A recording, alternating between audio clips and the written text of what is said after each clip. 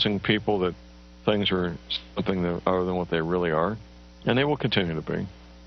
In the meantime, if you become a student of my work, a student of Professor McCanny, a student of Immanuel Velikovsky, Zechariah Sitchin, and others, you can learn the truth. The truth is, what we're experiencing is cyclical in nature. It's a long cycle, 3,600 years, and in human lifetimes, that's a lot of lifetimes, 3,600 years. You figure 4 generations per century times 36 centuries, that's a lot of centuries, that's a lot of generations. The cyclical nature of this planet going away from us for 1,800 years and coming back towards us for 1,800 years in the binary star system. I get emails from all kinds of people claiming they have photographs, claiming this, claiming that. It's natural to want to see this thing. 12 years ago, when I found out about it, more than 12 years ago, I began that quest myself. I came to realize it doesn't matter. It really doesn't matter if I see a photograph of it or not. Eventually, I will see photographs that are authentic, and so will you. Eventually, we'll see the real deal, and here in the Northern Hemisphere. By then, we'll be down to the final few months, if not few weeks or days, before all hell breaks loose. I encourage you to, now don't get caught up in a quest trying to find a photograph of the 10th planet of Nibiru. It's pointless. It serves no purpose. What you need to do is educate yourself about this cycle where every 3,600 years, every civilization on the planet gets mashed down to the mud. Lucas told that story quite well in his first DVD. It's mainstream archaeology, by the way. Very mainstream archaeology. And they offer no explanation. Mainstream archaeology offers no explanation for all the civilizations on Earth 3,600 years ago collapsing, coming to a halt. They don't. I know why. And when you educate yourself, you will know why as well. And what we found is that there are hundreds of such discoveries that indicate human beings like ourselves have been around for literally millions of years. What's been the reception to this book? Oh, there's been, from the spokespersons of the scientific establishment, there has been absolute outrage. You referred to, in India, the Vedic literature? Well, yes. What is that? I was saying in the beginning that we do take our inspiration from these ancient Sanskrit writings of India. They're collectively called the Vedas. Among them are the Puranas. Purana is a Sanskrit word. It means history. Now, these histories tell of human civilizations on this planet going back millions of years. How do we know those are accurate? Well, that was our question, too. Richard Thompson and I, we thought, well, if there's any accuracy to those statements, there must be some factual evidence to back them up. Now, when we looked in the current textbooks, of course, we didn't find any such evidence, but we thought, well, let's look a little bit further. Practically speaking, archaeologists and anthropologists have buried almost as much evidence as they've dug up. In other words... Or perhaps overlooked? Cast aside? Well, yes, cast aside. And there have been some outright cases of suppression where people who have reported such things have had their careers ruined. You have talked in terms of the fact that scientists don't cheat. That's a myth. You say there's actual cheating going on. Oh, that's very well documented. For example, the Piltdown case is a very famous case that documents that. Now, what that has to do with is early in this century, there was a purported discovery of an ape man in England based on a skull and a jawbone. And this Piltdown man, Piltdown ape man, was in the science textbooks for about 40 years. And then suddenly it was revealed that the British Museum had tested these fossils and determined that it was a very elaborate hoax. And many people have speculated about the identity of the person who was the hoaxer, and practically all of them center on different scientists in England, such as Sir Grafton Elliot Smith or Sir Arthur Smith Woodward, all very well-established scientists in England, because only somebody who knew the scientific method very well could have prepared these fossils in such a way that they would have fooled the scientific community all around the world for 40 or 50 years. So some scientist who wanted to perhaps give some evidence in favor of evolution, because there's not very much of it, invented this ape man, and in a very sophisticated way, cheated, literally. And this is admitted by the scientists themselves. And there are more examples I could give, and we document many of them in our book, The Hidden History of the Human Race. Myth number 3, Michael, that you have written, evidence that goes against human evolution is reported only by crackpots. Now this is one of the standard techniques that the scientific community tries to use against anybody that reports something that goes against their ideas. They try to label them in a derogatory way without actually discussing the facts. This human person who looked like us, existed millions of years ago, did not evolve from an ape, as we are led to believe in the Darwin theory. Why has this evidence been suppressed, and what kind of evidence have you found to support this? Well, I'll give you a very good example. Now, one example from historical times is during the California gold rush days, miners were digging tunnels thousands of feet into the sides of mountains. Now, the rock in these mountains is over 10 million years old. So when they were digging these tunnels, they were finding human skeletons, they were finding mortars and pestles, hundreds of them at dozens of locations. Now, all these were gathered together, reported to the scientific world by J.D. Whitney, who was the state geologist of California. And he published a massive book about them by Harvard University. Harvard University was the publisher.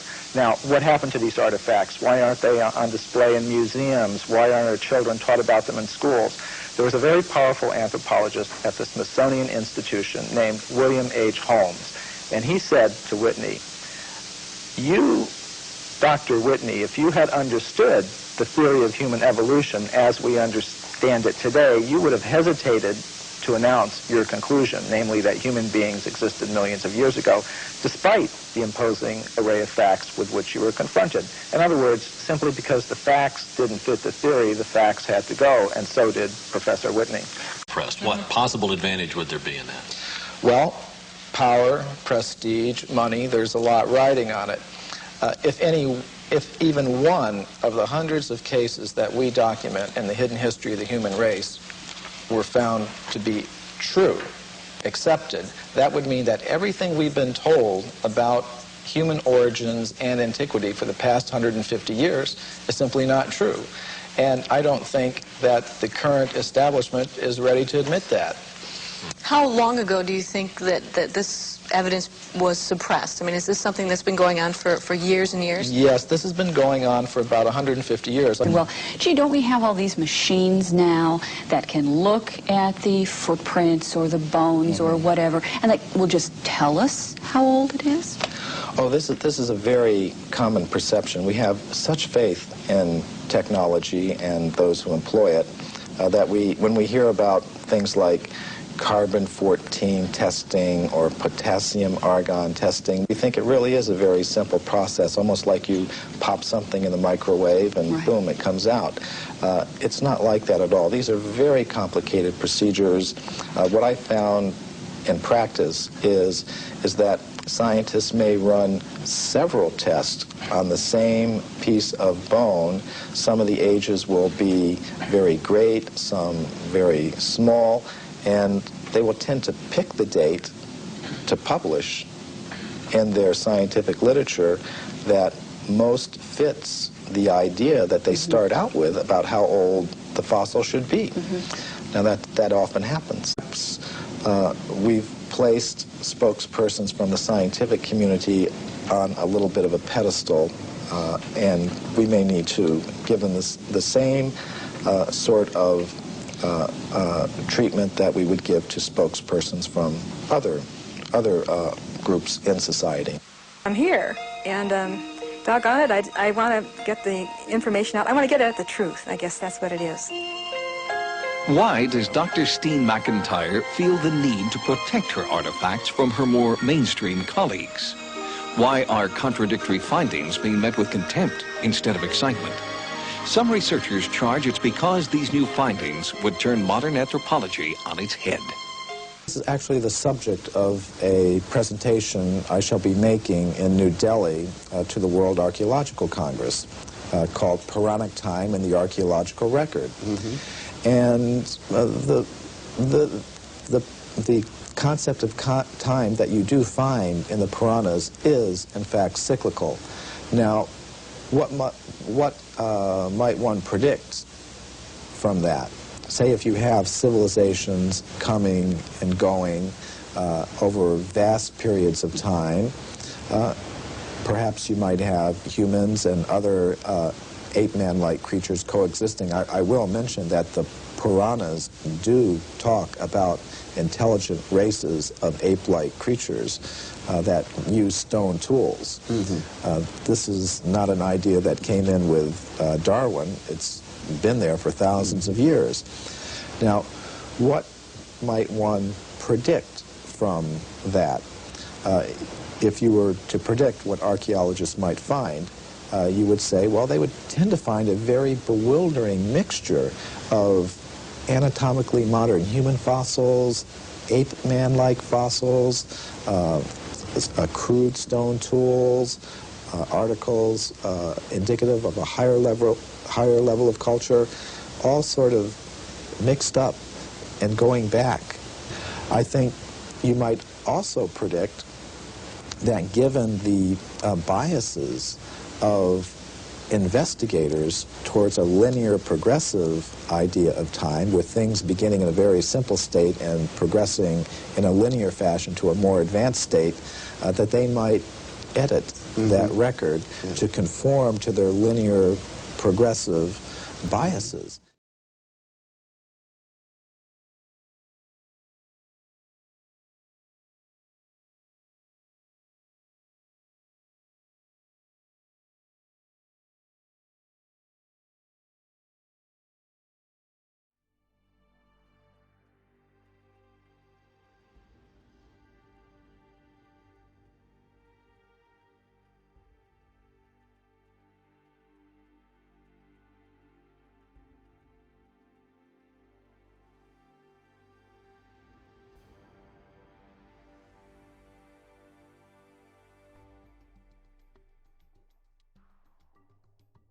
With stories of their cosmology, their cosmogony, their history, where we came from, how the solar system formed and all that. And that's what we're going to go over, what they had to say. Where did it come from?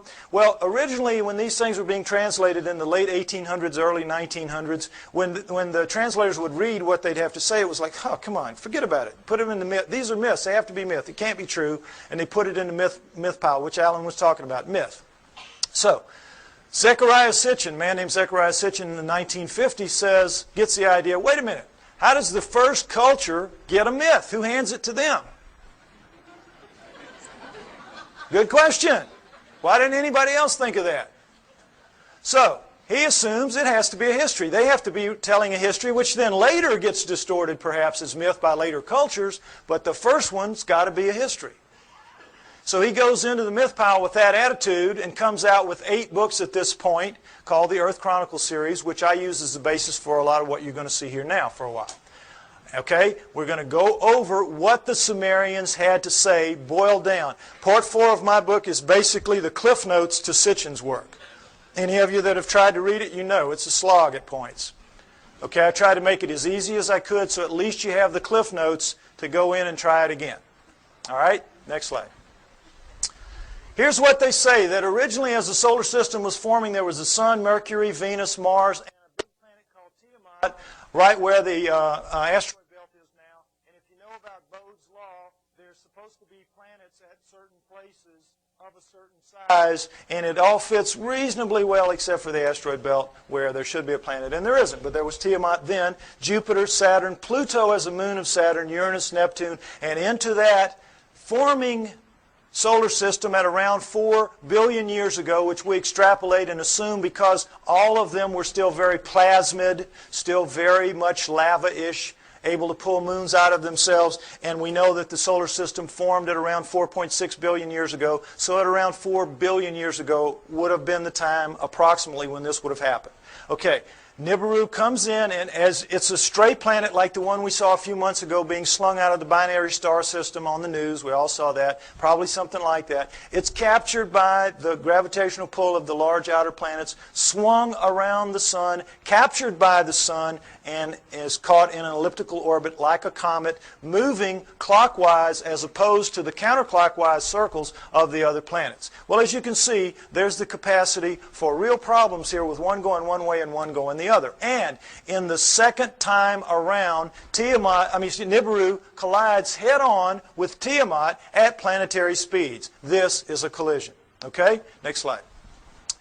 This whole thing now is described in the great Sumerian epic of creation called the Enuma Elish, which is 6 tablets of action, 1 tablet of summation, which is taken to be by many people the basis for the 6 days of creation and the 1 day of rest. Because much of the Old Testament is a direct come down from the Sumerians. And if you know the Sumerian history and you read your Sitchin, you will know that, or my stuff, you will see that that is the case. Now, in that great epic of creation, the Enuma Elish, six of the major puzzles of modern astronomy and Earth geology are, I think, plausibly answered. You heard Alan's interpretation of some of it. I'm going to give you mine and give you the basic Sitchin explanation. Okay? What they say is that in the collision, Nibiru slams into Tiamat. It is a little more held together. It's older, and so it is coalesced more. It holds together. Tiamat is shattered in two, blown apart, torn in half. And that the lighter outer crust, the crust with the water on it, is scattered in all directions. Boom. Just an explosion, the lighter crust, and goes off with the water. Now, one of the great mysteries of modern-day astronomy is comets. Comets make no sense for this reason. They come from all over the place. In a linear universe, when, you know, the great ball of a primordial cloud of dust and gas swirling around flattens out into a pancake to make the solar system, that's the ecliptic. Everything formed in the ecliptic should be in the ecliptic. Nothing should be out of the ecliptic, and yet comets come from all over the place. So they had to be removed out to where they are some kind of way, but we don't have any idea. So they come up with this fantastic thing called the Oort cloud, which is so far away you can't imagine. The Oort cloud is one of the biggest jokes out there. And that's how they explain comets, because they can't explain them any other way. But the problem with comets is they have water in them. And anything out in space is not going to produce water. You produce water by being a cooling planet with lava spewing up the steam and stuff like that, and it condenses, etc. So comets have to begin in a planet. Now, this explains it, I think, plausibly well. Nothing that they will throw at you to explain comets will do it. All right. Number 2, the other great mystery, the asteroid belt. What they say is that the inner viscous magma inside Tiamat in the collision was strung out the bowels of the planet. The guts were ripped out and strung out and broke into little pieces.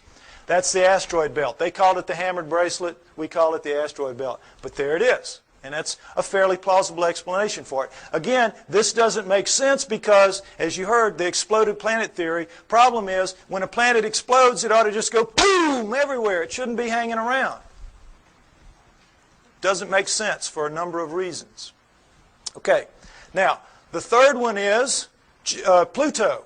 Pluto's a problem because it's, as you've all been hearing lately, they're trying to downgrade it. It doesn't belong. It doesn't fit. It has an orbit that's not like the others. It carries inside the orbit of Neptune, and it's 17 degrees off the ecliptic. Again, nothing should be off the ecliptic.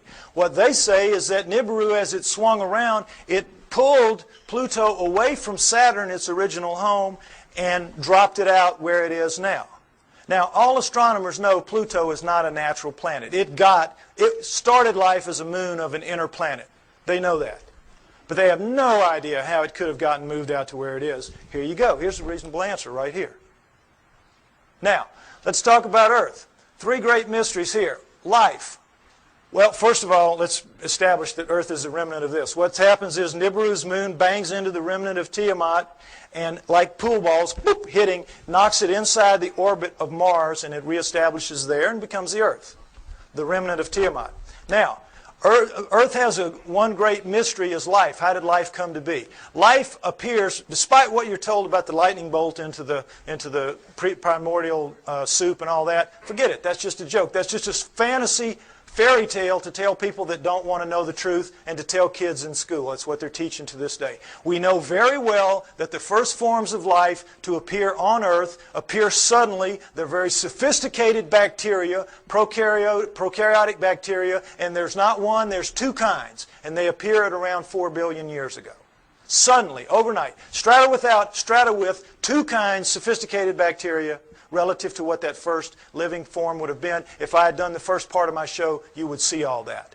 Okay, you can get the tape or get one tape and put it in a room and let everybody see it if you want to. But anyway, the point is, life is a great mystery. How it would suddenly appear 4 billion years ago, here you go. It says in the tablets, in the collision between Nibiru and Tiamat, in the mingling of their waters, Nibiru passed life to Tiamat, to the remnant of Tiamat.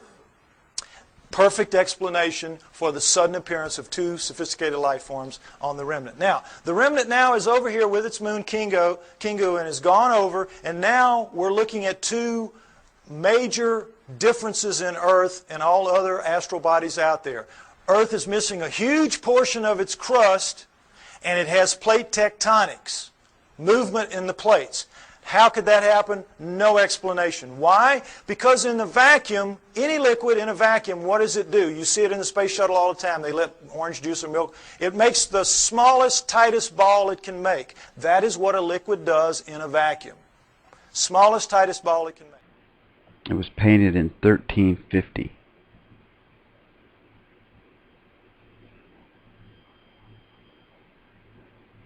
This one was interesting to me. Very interesting to me. And these people are all looking up. And there's a great group of people. And they're all looking up at this big ship or city in the sky. And it might be this guy saying, hey, that's us. To these people here. I don't know. And that's where these things are supposed to come from. These Vimanas and stuff. The blue people. And there's a lot of documentation on this. Geminid meteor shower is subsiding now, as Earth exits a stream of debris from rock comet 3200 Phaethon. Preliminary counts by the International Meteor Organization suggest that the shower peaked on December 14th with more than 100 meteors per hour. Bright moonlight reduced the visibility of many faint meteors. Fortunately, the shower was rich in fireballs like this one. Amateur astronomer Thomas Ashcraft recorded the fireball using an all-sky camera and a 61 MHz radio receiver. Watch the movie again and turn up the volume. The soundtrack is the echo of a distant TV transmission bouncing off the ionized trail of the disintegrating meteoroid. By listening to the radio echoes, I could tell there was a strong display of meteors all through the night, says Ashcraft. We were lucky that some Geminid fireballs appeared through holes in our cloudy skies. The shower is subsiding, but it's not over. Earth will be inside the debris stream of 3200 Phaethon for some days to come. Look west during the magic hour before sunrise, and you still could see dozens of Geminids between now and December 16th. When the dust settled, here's what we had. The solar system as we know it today, with Nibiru moving in this clockwise 3,600-year orbit, and I say it passes outside the orbit of Mars, inside the inner edge of the asteroid belt, and the last time through, I think, was around 200 BC, which means it's just past aphelion out here, and it's going to be back around 3400 AD, about 1400 years. We don't have to worry about it if I'm right. You will get arguments about these dates. Some people use textual interpretations. I use the date of the ending of the Ice Age, which I believe was caused by Nibiru passing through and lifting the tides. You can read about why I think that in the book. And I use the dating of the ice cores and the tree rings of science. I try to make my work as scientifically based as I can because I expect someday to be able to go toe-to-toe with those guys, and I want to be able to do it on their turf in their terms. Okay? So, next slide. All right. This is some of the proof for that story that you've just heard, and it starts with cylinder seals. And I just want you to see what a cylinder seal is. There are about 5,000 of these that we have. They were their printing press. It was just a thing they would roll out on the clay to leave little pictures like this. Now, when they had a story to tell, they told it in the tablets like you saw. But when they had an event that everybody would know the event, like I showed you that cartoon, and everybody here, we all knew in a very small space that was talking about millions of words and thousands of volumes about evolution. Am I right? We all knew. Well, they would all know this was the story of the time the gods or whoever gave the water to the water buffalo or whatever. The point is, notice the fine detail in the best of the cylinder seals, and then realize that these are basically 2 to 3 inches high. They're like big spools of thread. Made out of precious and semi-precious stone, carved in a circular format so that they roll out flat and three-dimensionally. Now, when asked how this was done, science says, well, they could only have bored little holes into the rock and then abraded them out like they, to the degree that they wanted. Well, the sand would be bigger than the holes you need to do this, some of this work anyway. There's just no way. Lasers, this is not even an inch square here. Lasers would have a hard time doing this if they could do it. Nobody knows how they did this. They're just pulling one out of the hat on you. Okay, next slide. This is the one I want you to see. This is a much older one, much more worn, as you can see. 4,500 years, 4,500 years, 2,500 BC. It's called it's VA 243. It's in a museum in Berlin. It's well dated. And it's called the Granting of the Plow. This is a seated God. See him in his chair with a plow in his hand. And this is a standing God, and this is a human. How do we know they're gods? Because they have horns on their helmets. Horns on their helmets. Notice the horns. This is how you signify gods, or they did anyway, the Sumerians did on their cylinder seals. And I want you to pay special attention to this because later at the banquet we might see a real live Anunnaki helmet. We might see that. Okay, now, normally they would put astronomical signs up here to indicate who the god was because not everybody would know. But in this one, obviously everybody knew. And as you can see, this the human is carrying this kind of skunky old digging stick that the most primitive people have, even to this day. And this new wooden plow here, 4,500 years ago, we can go to Egypt today and see this very plow, and in many other third world countries still being used, this very plow. Okay, so no question it's the granting of the plow. But this is what makes this special right here. Let's see a blow-up of that. What is this? Solar system, right. Sun, Mercury, Venus, Earth, in their relative sizes, mind you. Earth, Moon, think how small that is. What grain of sand dug that out? Mars, and then, what should be here? This should be the asteroid belt. This is Nibiru, folks. Nibiru. Jupiter, Saturn, Pluto as a moon of Saturn, Uranus, Neptune. Notice that it's only a little bit bigger than Uranus, Neptune. It's about 3 times bigger than Earth. Nibiru is a good-sized planet. Good-sized planet, according to this. Okay? Now, again, what proof do we have of any of this? Let's take some look. Let's take a look at this. All right, here's a look at the solar system that you don't get to very often. And did it occur to any of you that we were looking at a cylinder seal carved at 4,500 years ago that had Uranus in it that we only discovered in 1781 when our telescopes got good enough to see it? It had Neptune, when we discovered in 1846 when our telescopes got good enough to see it, and Pluto, which we discovered in 1930 when our mathematicians got good enough to tell our astronomers where to look for the thing because it was so small. What are the Sumerians doing knowing about that? Furthermore, what are they doing writing in one of their tablets that if you look at these two, Uranus and Neptune, in the heavens, meaning right out on them, they look like blue-green watery twins? When we didn't find that out, we thought they were just big old gas bags like Jupiter and Saturn until Voyager went out there in 86 and 89 and found that, lo and behold, they really are blue-green watery twins. What the Sumerians said 4,500 years ago. Furthermore, they didn't count the way we do. Earth was not the third rock from the sun for them. It was number 7. So that means they were counting from out here and they were putting Pluto in its correct place. What are they doing with all that knowledge? Well, they make no bones about it.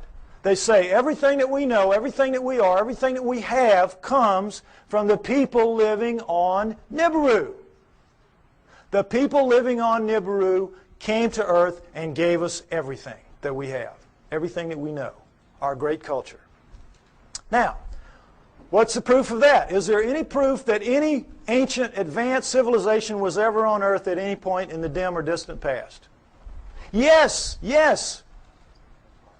The megalithic structures out there, the pyramids, Tiwanaku, Baalbek, Teotihuacan, Stonehenge, you name it, a couple of dozen of them.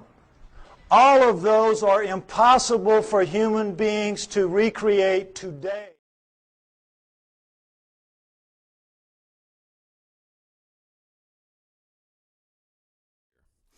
They are basically claiming that the atmosphere is broken, that at any moment that the ice on the North Pole could melt away, and that the methane gas, which is stored in ice beneath it, could rapidly be released into the atmosphere and kill us all, just like the dinosaurs.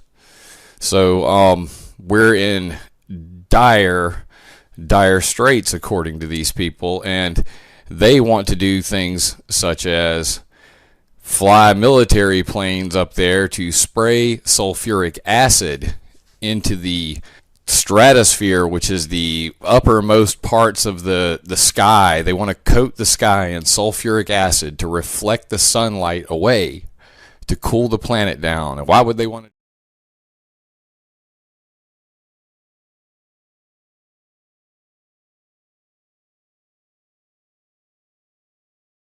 Here comes the emergency part. There's a group called the Arctic Methane Emergency Group right here. Their website is ameg.me, ameg.me. The Arctic Methane Emergency Group is a group of scientists who have been studying the Arctic ice and methane and are, basically blowing the whistle. They're saying that at any moment, 50 gigatons. That's a lot. I don't know exactly how much, but that sounds like a whole lot. Gigatons. So that's millions of tons, I imagine. Or billions of tons, excuse me. So 50 billion tons of methane could be rapidly released at any moment. And just for those who don't know what that would do, it has like 10 times the heating factor of CO2. So when that methane were to be released, if what they say happens, the weather would go insanely crazy. It would be the hottest temperatures ever on record, and there would be massive storms.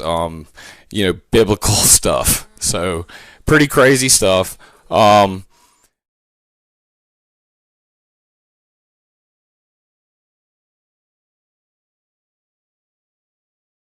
have a tough time up in there.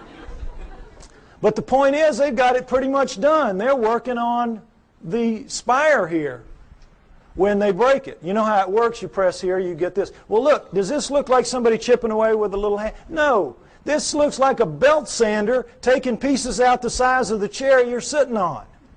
Huge chunks of pink granite, one of the hardest stones in the world, just being ripped out. And they press too hard with whatever machine they've got here, and you know your physics, you get stress back here, and they popped it, they broke it. And they just said, whoops, we busted that one. And they just unhooked it and went somewhere else and left it for us to marvel at and wonder how they could have done it.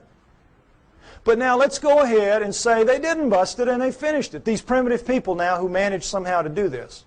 They finished it, it's ready to go. The hole, by the way, is about 15 feet deep. That's the top of it up there. But still, what's the first thing they've got to do?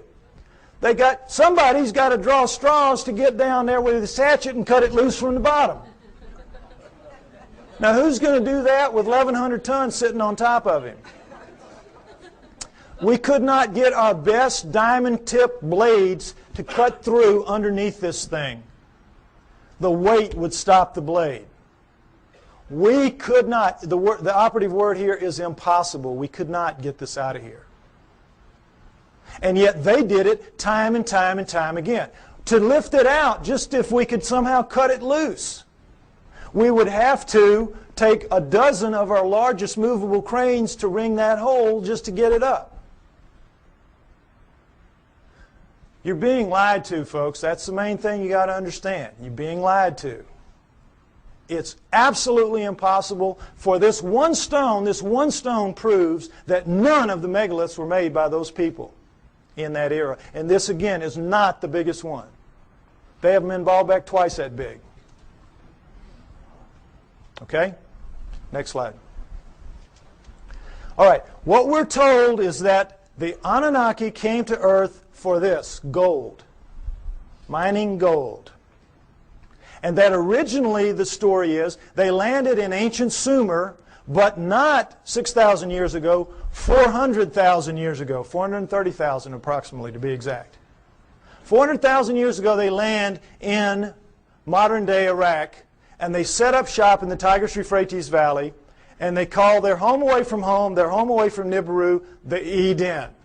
You'll see a poster out there by my thing, Anunnaki over Eden. That's what that means. Because that poster is the Tigris River Valley that the symbol is rising above. That is where it was. That is where Eden was, according to them, and that comes down in the Bible as such. So they set up camp and they placer mined the gold out of those rivers. What do they need gold for?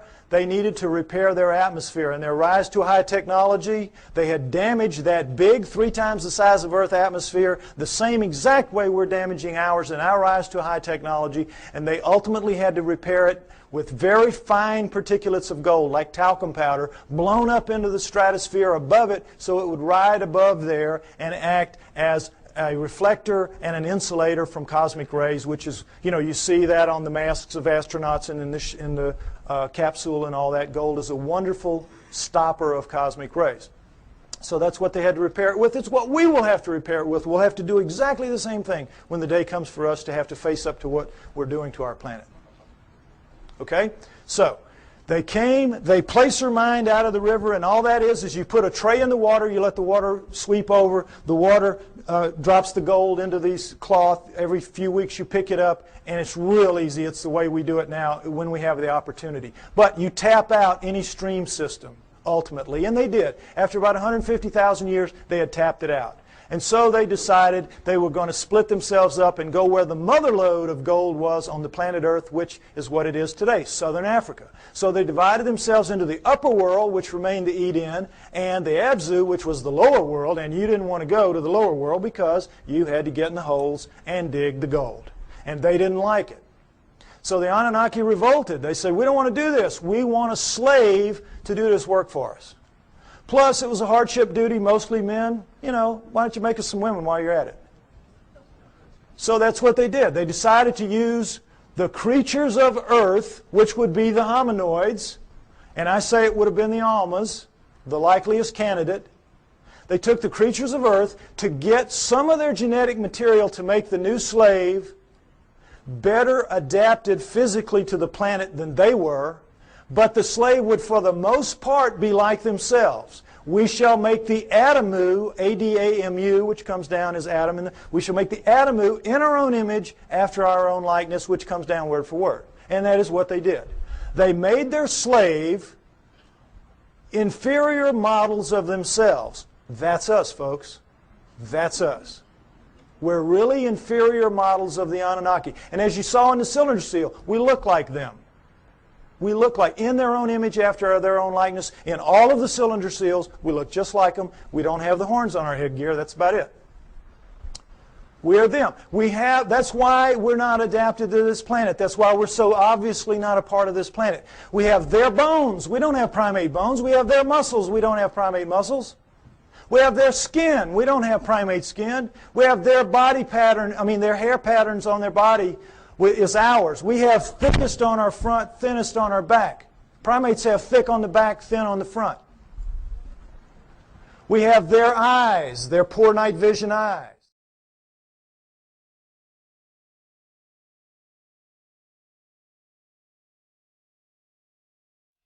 Hundreds of giant aliens unearthed near an African village. Upon the discovery, village elders urged the people to flee, and some women fled, clutching their infants. There's pictures here. But the African find is only the latest in a string of alien body discoveries stretching back some 70 years. China's strange alien bodies, it seems if anthropologists and archaeologists dig hard enough, deep enough, and long enough, sooner or later alien bodies will surface. And 1937 was a banner year for alien corpses in China. That was the year several scrawny alien cadavers were allegedly discovered. All had huge heads, and buried in caves nearby were mysterious discs that came to be called Drapa. Like these beings to kind of be part of that line as well. And who do you think they were? They were like the kings and the royals of that area? Well, they definitely were the royal family of the area, because the tombs that they've been found in have been rich in very incredible ornate tapestries, fine ceramics, etc. And that's typical anywhere in the world where you find royal tombs. You tend to find very nice artifacts, whereas a farmer's grave will tend to have not much in it. So we do know that they were of a royal class. Part of the mystery is that when the Nazca take over the area, which was about 100 AD, all of a sudden the elongated skulls disappear from the archaeological record. They're not really found that much amongst the Nazca tombs. And so it's my beginning of a theory that I think the Nazca, in fact, eradicated the royal family of the Paracas for some reason. But I can't understand why you wouldn't find the Paracas in the archaeological record once the Nazca take over. However, when we look, the thing is that this phenomenon existed all over Peru, and also in the area of many parts of Bolivia, including Tiwanaku and Pumapunku, and other sites in Peru where you find megalithic structures. I'm starting to find direct correlations between megalithic building and the presence of elongated skull.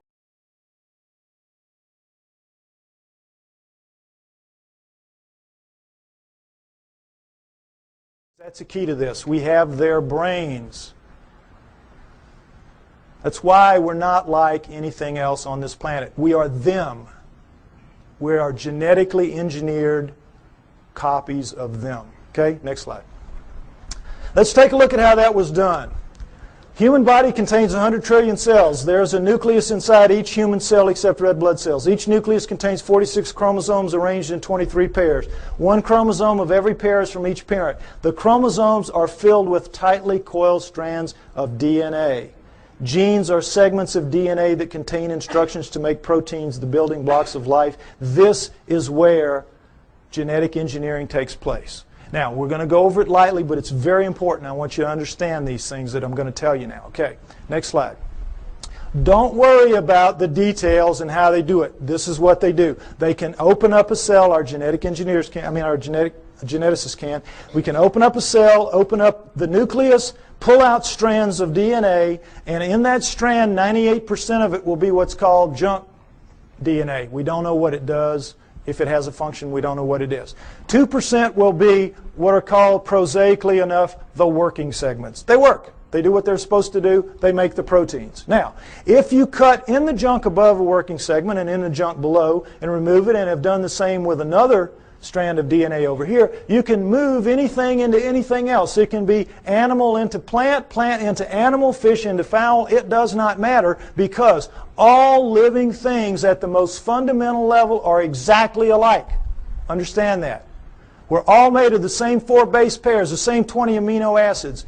Everything's the same at the most basic level. It's like it's pop beads that are interchangeable. It is almost as if somebody designed it that way so they could just mix and match the parts and make anything they wanted. Isn't it? Something to think about. Okay, but the problem with it from an engineering standpoint is this.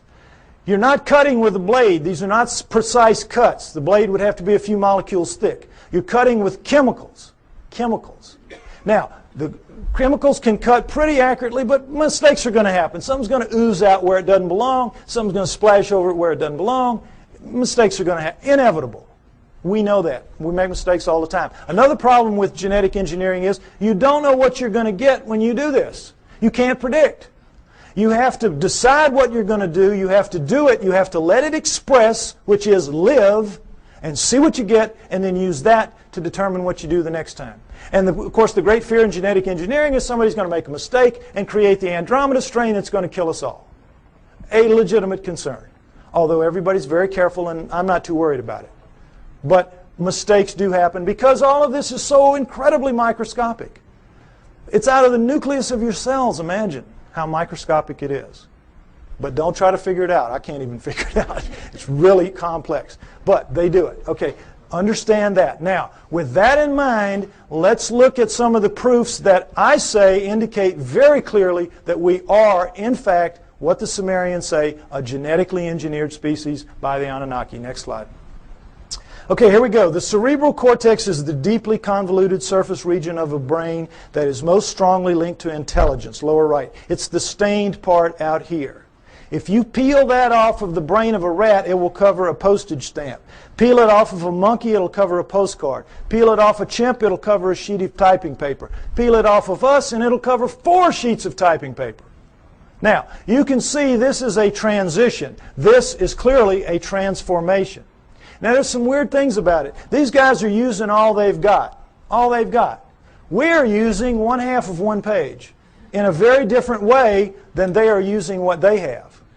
1/2 of one page. How do we know? We all know. We use about 10% of our brains. We know that from the studies done with idiot savants. You know that. And we know there are thousands of miles of neural network in our heads not being used. We don't know why. We don't know why. I'll tell you why. We shall make the atom who's strong but not too strong, smart but not too smart. They sealed it off genetically at the 10% mark or wherever it is. We don't know exactly where it is. But wherever it is, they sealed us off. You don't want your slave to be anywhere near as smart as you. You, in fact, want your slave to be so decidedly inferior to you that you never have to worry about treating it like a slave. So they engineered us to be really clever to ourselves. But for them, we were smart enough to talk, take instructions, act with a little bit of ingenuity and self-reliance. They could turn things over to us and kind of let us take over and do it. They gave us just enough to be wonderful in our own eyes, but be pond scum relative to them. It's what they did. So, it's pretty clear in as much as that, and now understand with the idiot savants, for those of you that don't know the proof about this, idiot savants get some beam of light in the damage to the good 10. They get some beam of light and it will strike somewhere in the other 90%. You all saw Dustin Hoffman in Rain Man, remember? Well, they get it in math, they get it in music, they get it in sculpture, art, whatever, wherever it strikes. Now, if there's just one, we could say, well, that's a freak of nature. But we've had lots of them, lots of them. So we know that all of this is out there. It's in our heads. We just can't access it. We just can't use it. But if it wasn't in our heads, it wouldn't be in their heads. So we know that it happened. They have no idea how.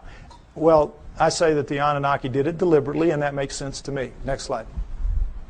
Okay, mitochondrial DNA, late 1980s, you might remember this. In humans, over 99.99% of a cell's DNA is packed into the cell nucleus with a small amount occurring outside the nucleus in small structures called mitochondria.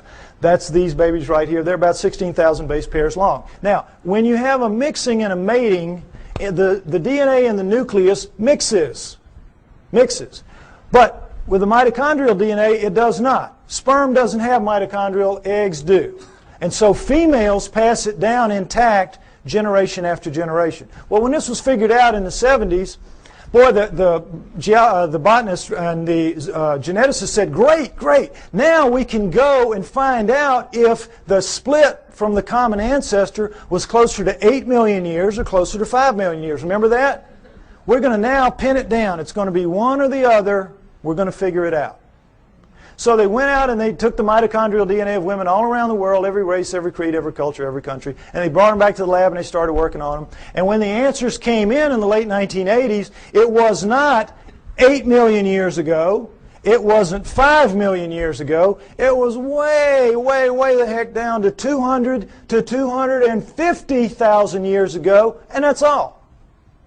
We don't exist genetically beyond 200 to 250,000 years. And of course, needless to say, the anthropologists said, you guys are nuts. We've got these skulls showing, these bodies showing, these prehumans showing that we go back millions of years. What's the matter with you? And the geneticists said, we couldn't have been wrong that many times. Impossible. We'll do it again. And they have. They've done it. It always comes out the same. Outside 250,000 years ago. That's it. We're brand spanking new. Brand new on this planet. Now, there's still a lot of people, there's still a lot of people that will not accept that. A lot of people that will not accept that. Some 445,000 years ago, astronauts from another planet came to Earth in search of gold. Splashing down in one of the Earth's seas, they waded ashore and established Iridu, home in the faraway. In time, the initial settlement expanded to a full-fledged mission Earth with a mission control center, a spaceport, mining operations, and even a way station on Mars. And there's lots of evidence of that. I mean, it absolutely is to me no coincidence. And anybody who wants to make you believe it's a coincidence is a liar. That the original area of what is now Iraq, formerly Mesopotamia, was called, before it was Mesopotamia, was called Cydonia.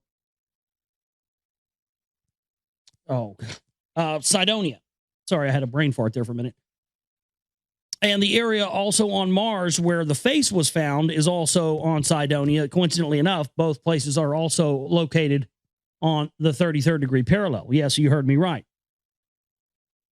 Ancient Mesopotamia.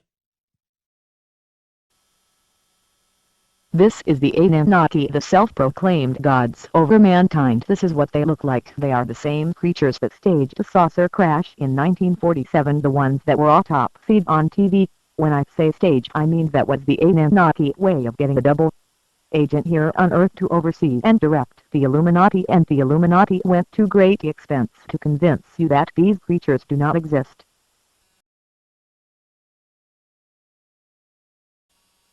The Anunnaki came to Earth right about here in our evolution and took control of our DNA. We were on our way to becoming an intelligent race with all of the promise and opportunity that the Anunnaki have enjoyed for billions of years. The Anunnaki came with one purpose in mind: how to turn the Earth into a planet that they can inhabit. The Earth was the perfect choice for the subterranean creatures with its vast underground oceans of oil. The main task would be to remove the oil, leaving hundreds of millions of square miles of underground open space for their cities. More oil is burned into the atmosphere every day than all the cars, trucks, and planes burn in 10 years.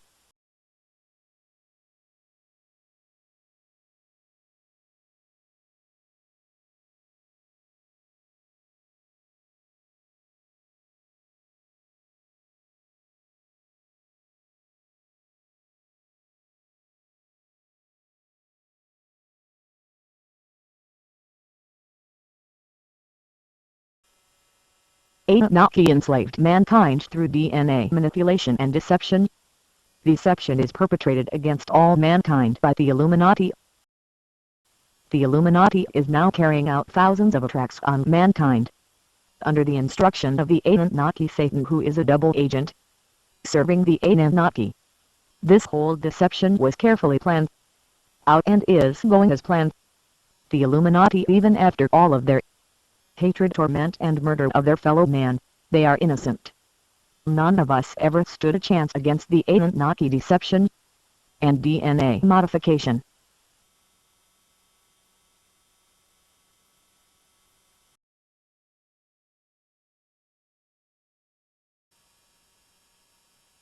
In the center of every galaxy, billions of stars, moons, planets, and everything that is compresses under such immense gravitational force they compact to the point of matter inversion, truing matter into antimatter. When this happens, the most incredible phenomenon happens: consciousness. I think, therefore I am. This is how consciousness came to be. This is the great mathematical architect of the universe, making all life possible. The Anunnaki set up all religion as part of the deception. The reason the Anunnaki torment mankind is not because they are evil, it is because they want more than our planet and more than our slavery. They also need our dark matter souls. And when the Illuminati tortures and murders the first 4 to 6 billion humans, the Anunnaki will be waiting to intercept all of the souls. The Anunnaki use dark matter for many things. It is the most powerful substance in the universe. It is conscious and it is God, the great mathematical architect of the universe. So the Anunnaki use the earth as a soul trap by conditioning humans through religion to get you to give away God's greatest gift to you, your everlasting soul.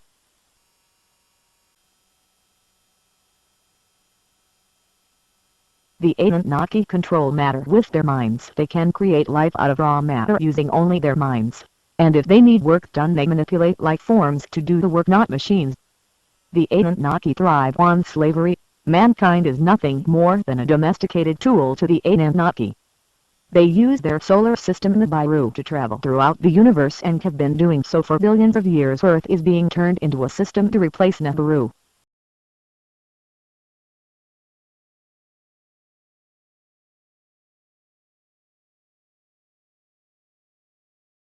When Earth is completely operational and when the Illuminati has carried out a decimation of the masses, the last prophecy will be fulfilled. The Illuminati will be relocated to Nibiru, a dying hell-type planet, and the meek Anunnaki will inherit the Earth.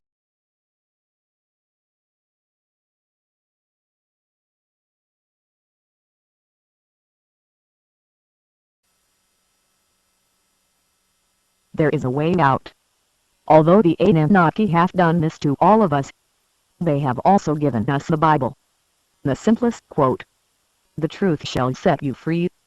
If we can get out the truth about these creatures and what they are doing here and what they want from us and how they are creating religious icons to manipulate you into giving away your everlasting soul, we are all victims of the Anunnaki, including all of the religious icons that suffered as part of this manipulation. And no matter how much we love these icons, we should keep our souls free and never pledge our souls to anyone or anything.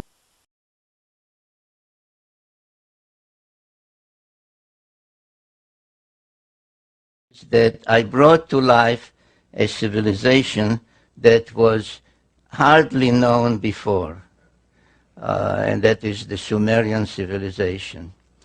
So I brought to life the Sumerian civilization, which was really a most amazing civilization. It blossomed out in what is now southern Iraq.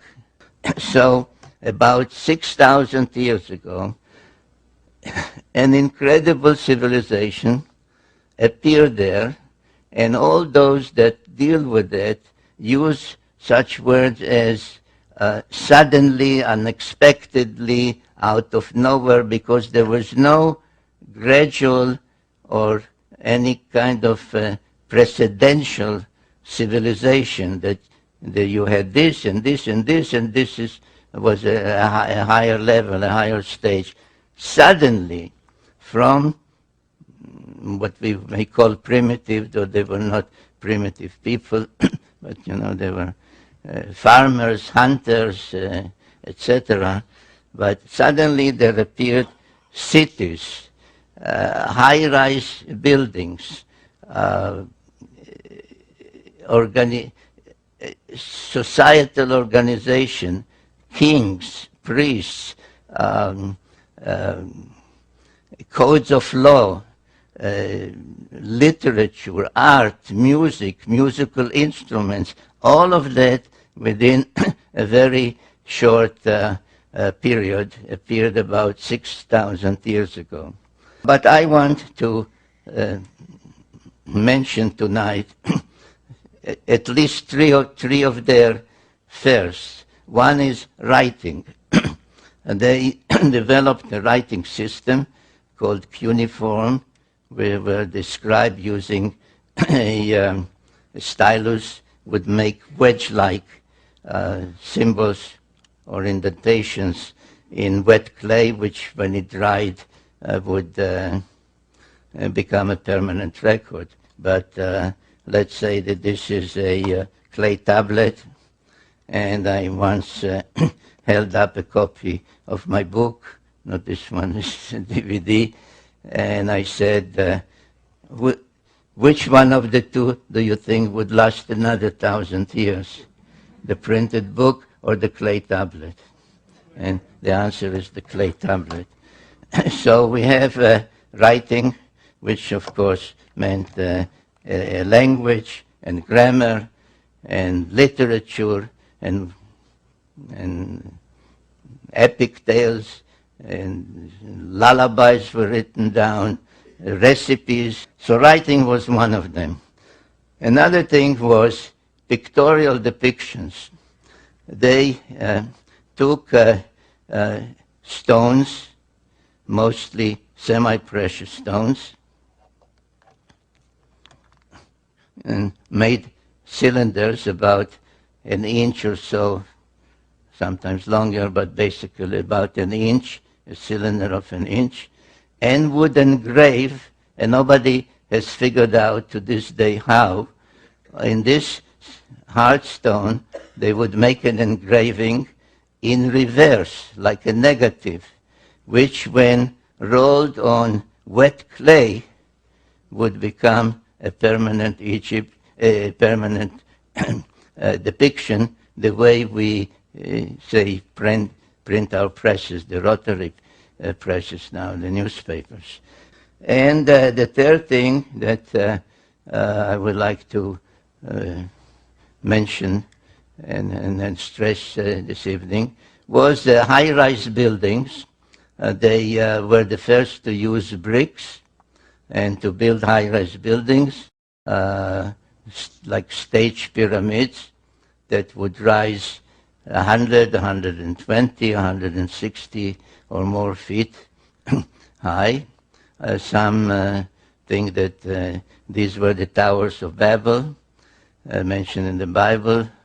Actually, it's not so, but every major city, Sumerian city, had a sacred precinct, and the sacred precinct had such a ziggurat, as they were called. And they were used primarily for astronomical observation.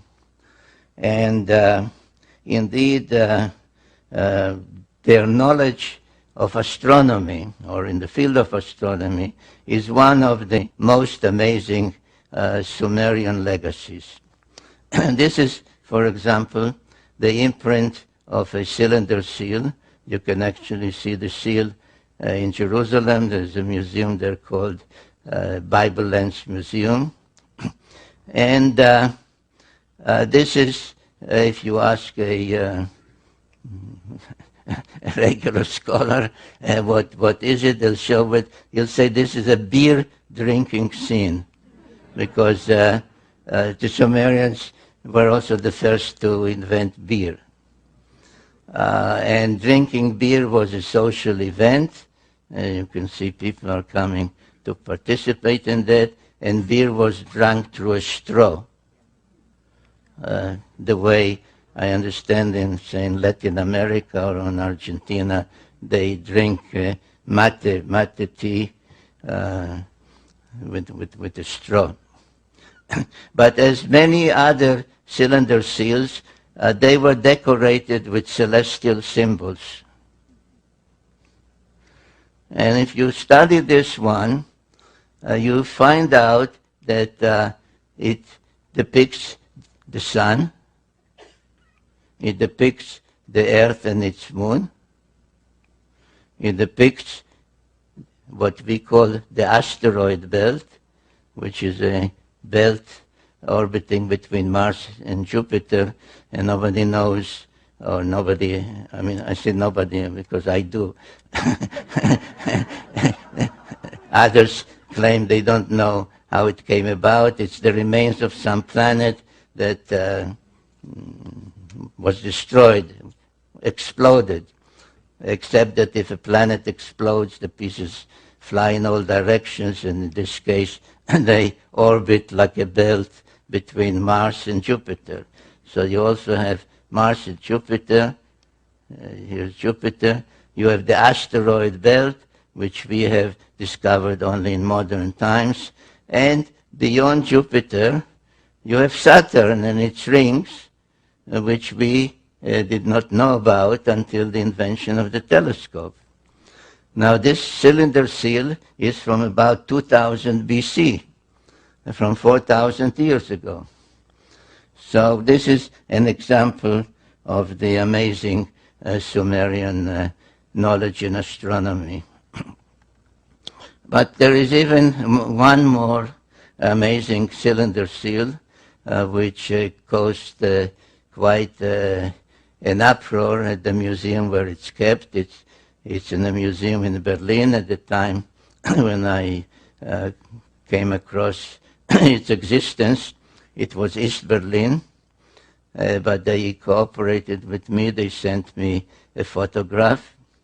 And if you ask scholars what is the scene depicted, they say, well, this is the god of agriculture granting the plow, a primitive plow, to mankind. A representative of mankind is introduced by a lesser god to the main god who grants the plow. And just as an aside, I'll say, so you tell those same scholars at the museum or in any of their scientific magazines, say, so there was a god of agriculture and that's how you look. They say, no, that's a mythological scene. That's just mythology. But whatever it is, there is an interesting celestial depiction on this one. And this is the long story, which I gave you as briefly as I could, of what the Bible says in chapters 2 and others of Genesis, that a group called the Elohim, which is a plural term, literally meaning the lofty ones, translated God, said to each other, let us, in the plural, let us fashion the Adam. Adam comes from Adamah, which is earth, so Adam, literally earthling. Let us fashion the earthling in our image and after our likeness. And this is essentially, in one biblical verse, what the Sumerian tales tell in quite a number of creation texts. And then after they achieved that and everything seemed to be in order, the deluge came and destroyed everything. So after the deluge, there are tales, by the way, Sumerian tales describing the deluge and its reasons and its what caused it and why was one God angry and said, let mankind perish, etc., etc. But that's needs another evening. So after the deluge, when the water subsided, they had to restruct and recreate and restart everything from the beginning, and they could not do it anymore in the Edin, today's Mesopotamia or Iraq, because it was all covered with millions, or now one should say billions, of tons of mud, and nothing could be done there until the earth would take generations and generations to dry. So they shifted the whole project from where it was. If you recall, it was this way. Everything was anchored on Mount Ararat, the twin peaks of Ararat, which stand out as a marker, and laid out exactly the same idea of a landing corridor this way. Now they used as one of the facilities to serve their purposes a great platform that they had built here and that survived the deluge right here. And again, using this notion of equidistance from there to the spaceport, which was here and here, to create the whole landing pattern, they chose a new mission control center, a new place for the Duran Key, right here. And this place is known today as Jerusalem. So Jerusalem, and I sometimes, either at seminars or when I took groups with me to tour these places, I would say to them, why is Jerusalem sacred? I say, well, it is sacred to Muslims because the tale is that Muhammad was taken from Mecca or Medina one night on a winged horse and brought to Jerusalem, and there he was taken aloft and visited heaven for one night. So that's. But why was Muhammad taken to Jerusalem? Why wasn't he lifted just from Mecca or Medina? Well, because that place was already known as a sacred place, because Christians believed that that's where Jesus preached and was crucified, etc. So I said, so why was Jesus crucified in Jerusalem? He was born in Bethlehem. He came from Nazareth. Why Jerusalem? Well, because that's where the temple was. The Jewish temple, the Temple of Solomon. So why was the Temple of Solomon there? Well,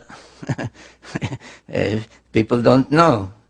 So I tell them, well, it was there because the same Anunnaki who had this pattern and had Nippur as the navel of the earth and mission control center before the deluge, set up this layout and made Jerusalem mission control center after the deluge.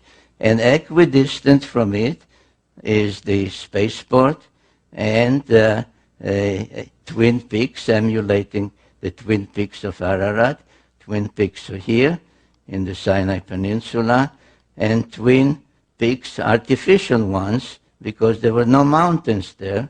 So they built two mountains known as the Giza pyramids. Now, things did not go so well after the reconstruction and the setting up of the alternate mission control center.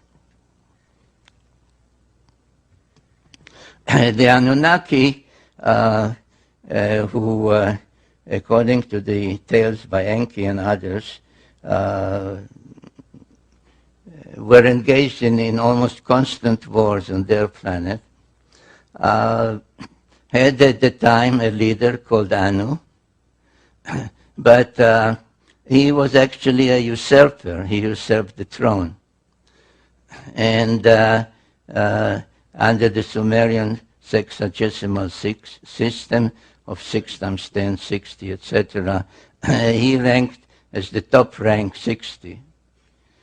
And his successor was a son called Enlil, who was given the rank 50. But Enlil was not the firstborn son.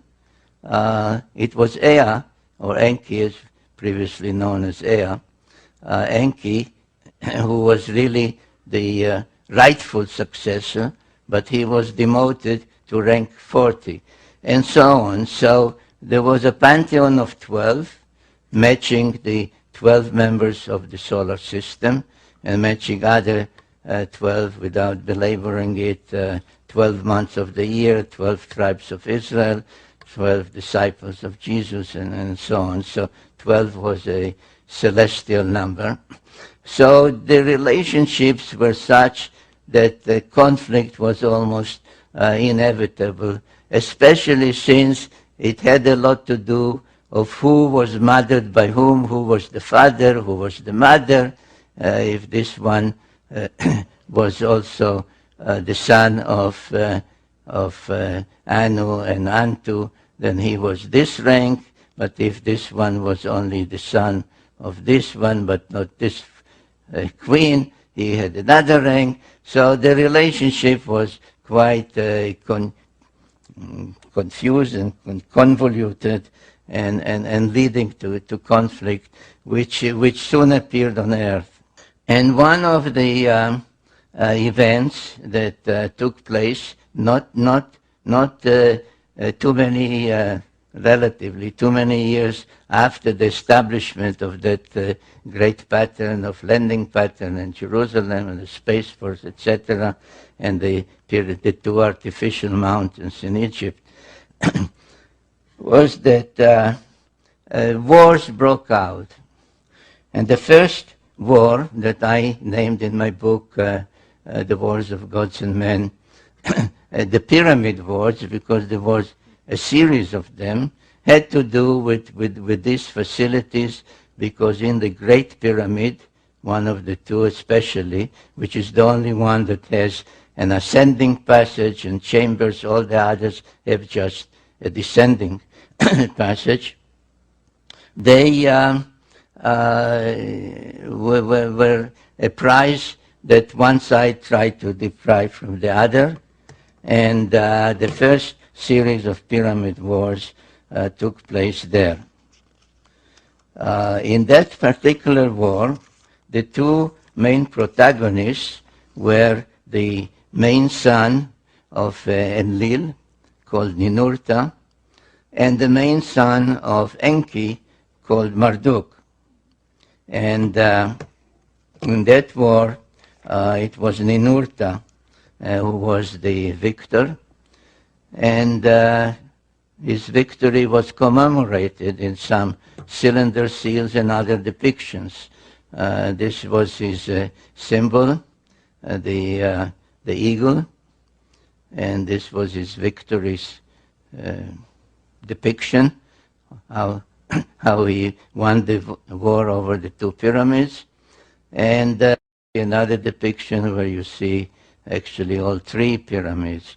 And this, by the way, is another of the proofs, of which I have many, and I deal with it extensively, of who built the pyramids and when they were built, and that you see that already in Sumerian times, which preceded the pharaonic times by thousands of years, the existence of the pyramids was already known. In one of the next wars between the various clans of the Anunnaki, the Enlilites, the Enkiites, Ninurta, Marduk, etc., they resorted to the use of nuclear weapons. In 2024, almost 4,000 years ago, the Anunnaki resorted to the use of nuclear weapons. There is a long text called the Era Epic, E-R-R-A, Epic, that describes the reasons, who did it, how they did it, what the number of nuclear weapons that were used in 2024. The unintended consequence of that was that a wind blowing from the Mediterranean brought what they called, in those texts, they're called lamentation texts, they called the evil wind, that brought death to everything alive in Sumer. In Revelations, when the opening of the sixth seal comes, from what I've been told, that's very accurate, because that's exactly what's going to happen. There's going to be a massive earthquake when it locks onto us. As it goes past us, we're going to follow it right upside down.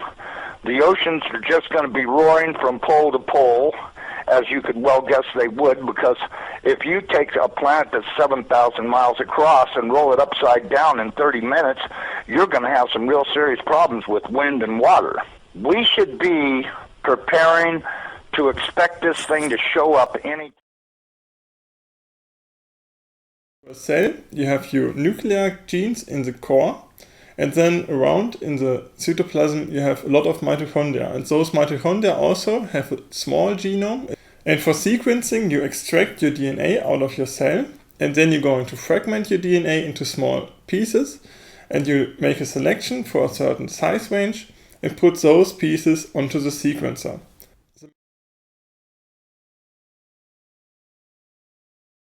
Mitochondrial DNA.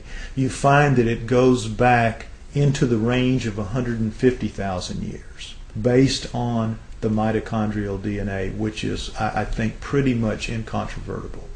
If we're 150 to 200,000 years old, that throws a huge, gigantic wrench into the establishment position that we evolved from creatures that were walking upright approximately 4 million years ago. The early Australopithecines, Lucy, everyone is familiar with her, at around 3.2 to 3.5 million years ago, and they're finding new ones all the time. And all they say is to qualify as human is to be upright walking. If you're an upright walking pre-creature, you're called a pre-human. And even though all of those creatures, right through Neanderthal, from Lucy at 4 million years ago, right through the Homo habilis, Homo erectus, Neanderthal to Cro-Magnon, right up to Cro-Magnon, all of those creatures don't look anything like human beings as we are today. They are as different from us as primates. In fact, they look like primates. They look like upright walking primates. Up through Neanderthal, back to Lucy, and whatever's going to come before her.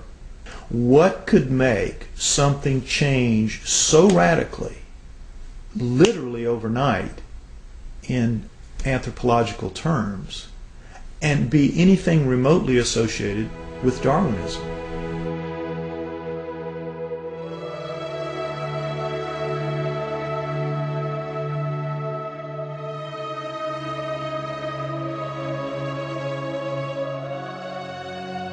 I believe, personally, that the writings of the Sumerians 4,000 years ago, as chronicled by Zechariah Sitchin in his books, The Earth Chronicles, I believe that is the most logical and reasonable explanation that there is for how we came to be. 20 some odd years ago, Zechariah Sitchin wrote The 12th Planet. In The 12th Planet, he describes ancient writings and texts by the Sumerians depicting a 3,600-year orbit of Nibiru. But the Sumerians are rarely spoken about in history books. Who were the Sumerians?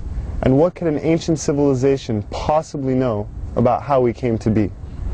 We only hear about like the Egyptians or the Mayans or the Incans, Romans, Greeks. The first culture we have on Earth were the Sumerians, and they showed up 6,000 years ago where modern-day Iraq is. It's right between the Tigris and Euphrates rivers. It was then known as Mesopotamia, Babylon, but also Sumeria, where the first culture on Earth stems. And they have left us over 100 of the first for high society to take place. For instance, stemming from Sumeria 6,000 years ago, they were the first ones to invent writing. They had a system of over 400 characters known as cuneiform text. They'd use a wedge-shaped stylus or an object with a wedge and would twist and turn and make all these characters that came up to about 400 characters, and they had their own complete language like an alphabet that we use today, A through Z, but this stemmed out of Sumeria 6,000 years ago, and all of the first for high society come from them. Time, the calendar, math, schools, courts, judges, systems of law, all of this originated in Sumeria, which was then known as Mesopotamia, Babylon, today's modern-day Iraq. the Sumerians are actually probably the most influential culture of the ancient world. Not the Egyptians, not the Greeks, not the Romans, the Sumerians. The Sumerians invented, for example, the zodiac. All of the symbols that we still have today for the zodiac was created by the Sumerians. They tell an incredible story, the Sumerians do, of the Anunnaki, which is that there is another planet in our solar system, that gods, super beings, live on this planet, that these beings come to Earth. The Sumerians had a pantheon of gods, but it was living gods. They were the Sumerians worshipped living gods who lived and worked and had their lives among them. They were the Anunnaki. Among those Anunnaki, there were 12 leaders, 12 super gods, the bosses, the boss of bosses. Those 12 gods come down and are present in the Egyptian culture, in the Greek culture, and in the Roman culture. They just have different names, but they have basically the same personalities and the same functions. So it isn't that mythology begins with the Egyptians, the Greeks, and the Romans. Mythology begins with the Sumerians. Monotheism didn't kick in until the gods, the multiple gods, actually physically left. When we look at all the stories in the Bible about how God is a feared God, and if you do what God tells you, you are given the reprisal of going to heaven, or if you do wrong, you go to hell, and it's very black and white. But the Sumerians give us a lot more context into that line of thinking and how it came about in their image and after their likeness. The Anunnaki quoted to the Sumerians as saying, "We have created you in our image and after our likeness, and we were their slaves," basically, to do as they bid it. Mine the gold, do their daily chores. We were basically their slaves. The leader said, "We'll make you a slave. We'll make you a servant." And that's the reason, the impetus, according again to the Sumerian writings, for the creation of human beings. The story of Noah is a classic that comes right out of the Sumerian texts. The word Eden, the Anunnaki called the land where they lived the Eden. The Adam, they called the worker slave that they created the Adamu, plural. Could the Anunnaki have genetically engineered humans? It sounds incredible until we consider that we ourselves genetically engineer the fruit and vegetables we eat every day. From tomatoes to apples and oranges to cloning Dolly the sheep. If we can genetically manipulate DNA, then who's to say that we weren't created or our DNA wasn't tampered with by another race of beings in the past? Now the question is, were we? Did they? And if we were, there must be some empirical evidence, some clues left behind, besides writing in a text that points to this. If you look at the human genome, you'll see that it looks very much like a primate genome, except the second and third chromosomes are fused into one. So, what does that solve?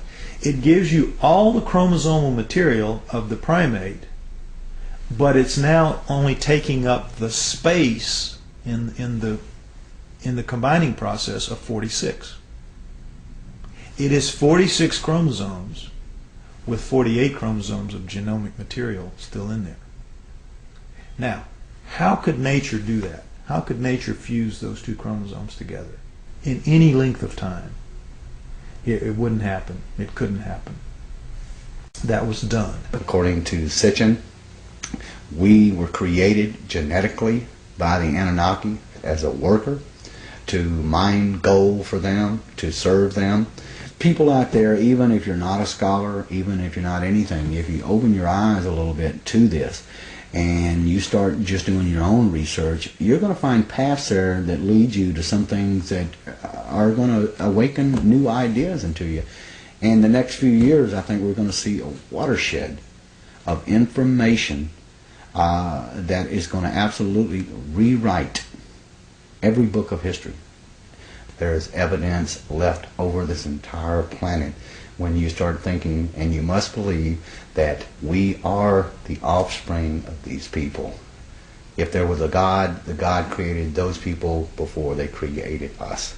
We are here because of an act of divine creation, but they were people just like us, only older, only more technically advanced. We need to rediscover that in ourselves, that we are a great civilization. We came from a great civilization. Okay. And I would tell anybody to look, open your eyes and look for it. Don't be blinded to something that's led to nothing but the slaughter of ourselves for thousands of years. And we still are at that point. We're still a warring society. When this documentary or others like it are put out there and enough people will see it, at least that will start a beacon somewhere. That will. Okay, but what about Planet X? Oh, it's a reality. Yeah? Yeah. So what are they going to do about that? Well, apparently they are concerned about, you know the story, according to Sitchin and according to the Sumerians, it's a reality. Mm-hmm. Well, our astronomers apparently have concluded that it is indeed a reality. For almost a century, astronomers have been concerned and interested about what they called an intruder that seems to come and go from time to time, and they can measure it by the perturbations and the effects on other planets. They've known its existence for a long time, but they've never gone public about it. Well, in the early 80s, the JPL, the guys at Jet Propulsion used to call it Jack Parsons Laboratory. Yes. Which I think is probably where the original JPL came from. Yes. Because Jack Parsons established it. Anyhow, they sent out a couple of Pioneers satellites back in '82 just to try to determine if there was some truth to it. Mm-hmm. And the Pioneers apparently came back with data which said not only yes, but hell yes. And the Pioneers concluded, the Pioneer satellite data concluded. So, wow, astronomers were troubled by that. Whew. Could this thing be real? And well, what did they do? They sent out what they called an infrared astronomical satellite. I think they called it IRAS anyhow, and this was done in '83. They sent the IRAS out, taking infrared pictures all around the ecliptic, above and below.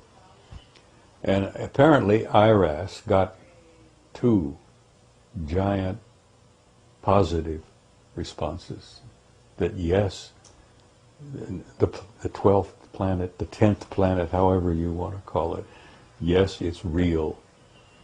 And that's when the lid slams down.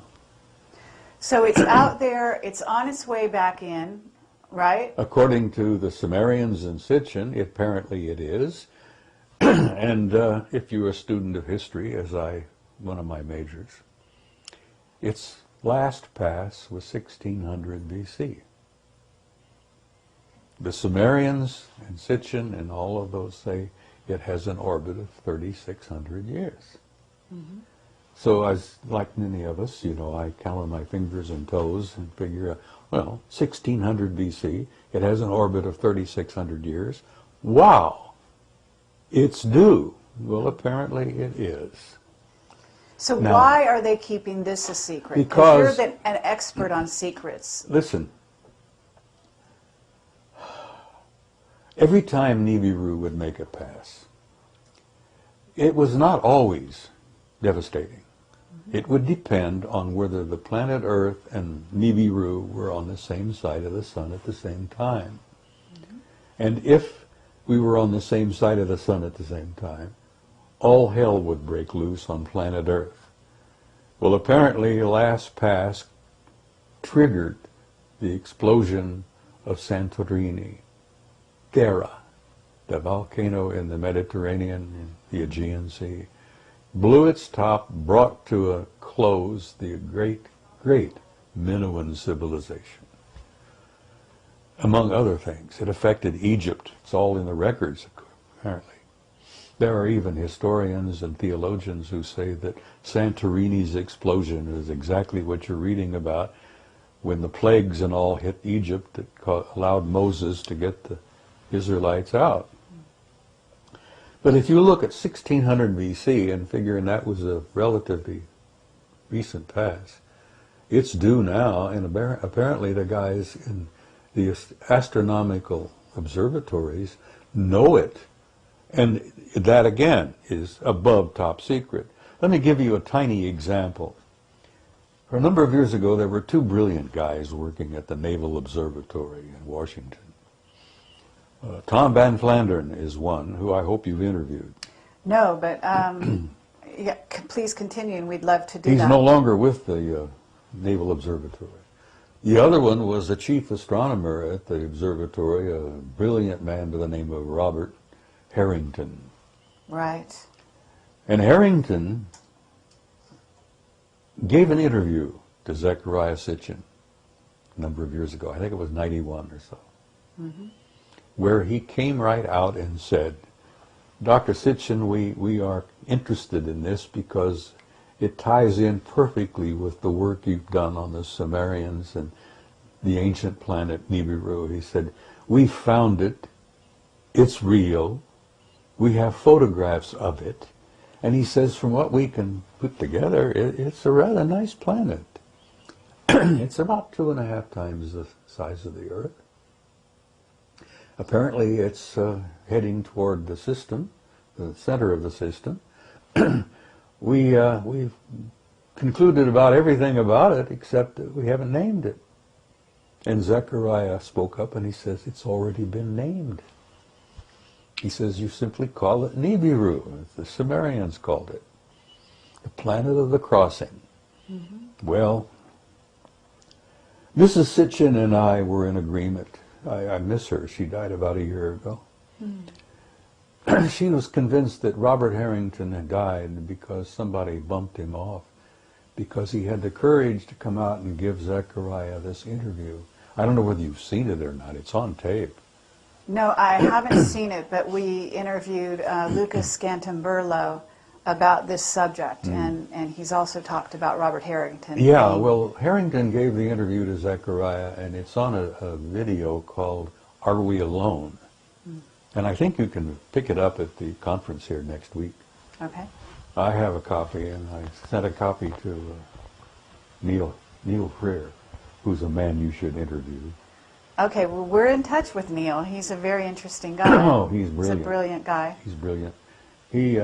He just recently came out and admitted that he's had an intimate interrelationship with extraterrestrial intelligence since he was a child. Well, he's always talking about the Anunnaki.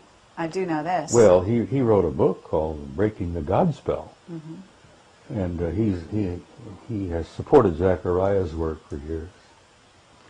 I have a question, Bob, if I may, about the provenance of this information, in the sense that Zecharia Sitchin's work is very well documented, and a lot of people watching this video will be very familiar with his books and with all the intelligent commentary about that. Are you saying that you have additional information based on your contacts within the Old Boys Network, or are you doing a neat presentation of... Many of my conclusions are my own, and they, in many respects, correlate perfectly with Sitchin's work, which is, Neil has told me, he says, Zecharia really should get the Nobel Prize. But I don't know what they would grant it to him in what field.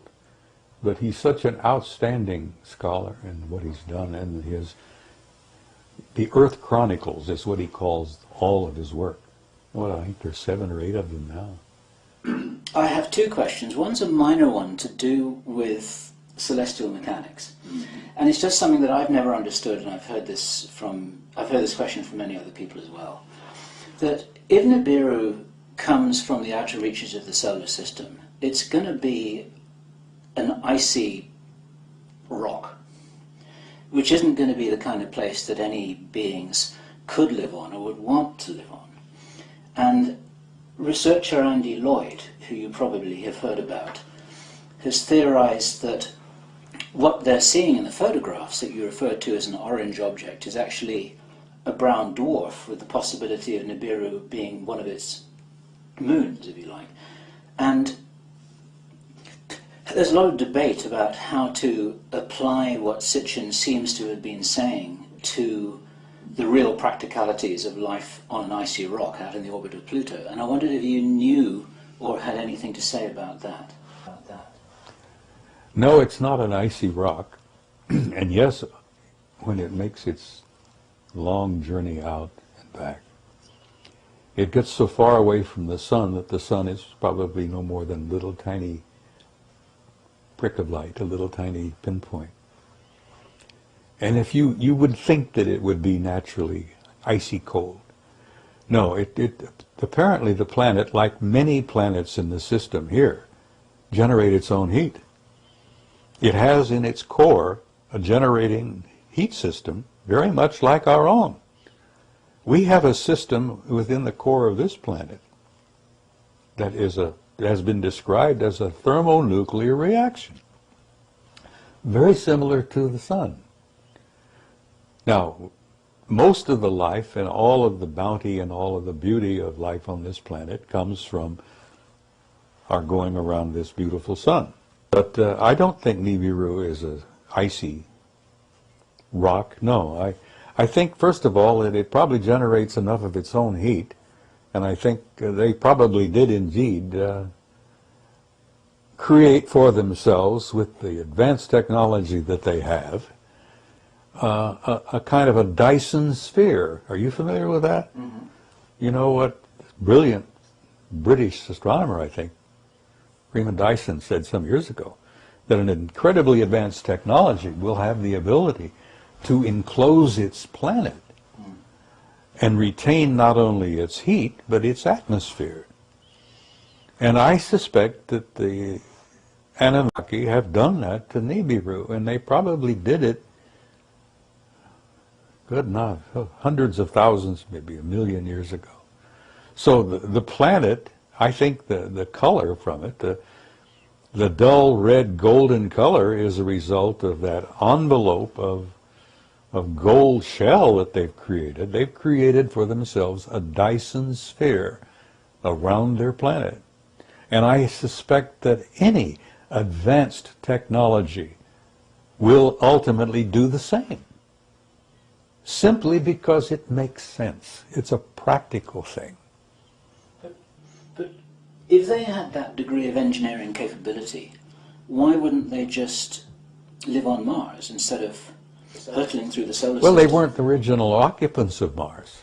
Okay. They used Mars as a way station, and they've reactivated it, and I agree with Zechariah on that they've reactivated their way system, their way station there. They used to drop off on Mars on their way here. So they were never, I don't think, original inhabitants of Mars. There are a few remnants of original inhabitants on Mars. There's even some indications, which I've been looking into, and I've gotten some data, that we're playing host to a bunch of Martians here on this planet.